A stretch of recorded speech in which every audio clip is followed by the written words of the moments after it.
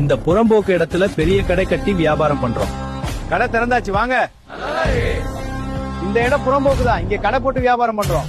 ரோட்டோட நிறைய லாரி நிக்குது. நல்ல இடம். ஆமா, எல்லாரும் இங்கேயே வரணும்.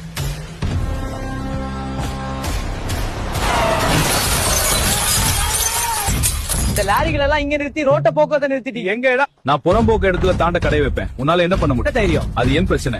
இரு, உன்னை காவல்துறையிடம் உன்னை பிடித்து கொடுக்கிறேன். ஆமா, உன்னை விட மாட்டேன். முயற்சி பண்ணிப்பாரு. நில்லு, கைது செய்வேன். ஐயா ஜெயசு, நான் ஒன்றும் செய்யல. பேச்சு வேணாம், கை காட்டு. மாண்புமிகு நீதிபதி அவர்களே, என் கட்சிக்காரர் மீது எந்த ஆதாரமும் இல்லை.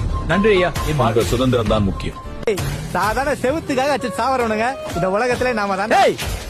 சாதாரண இது வெறும் செவுனால வர பிரச்சனை நினைக்கிறீங்களா?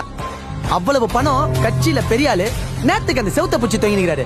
பிரச்சனை செவுர்ல இல்ல, அதிகாரம். அவன் செய்யறத யாரும் எதிர்க்க கூடாது. நம்ம முதுகுல இருந்து ஏதுவா பாத்து கம்முன்னு இருக்கணுமா? தொட்டா செத்துருவாங்களாமே, பாக்கலாம் யார் சாவறான்னு.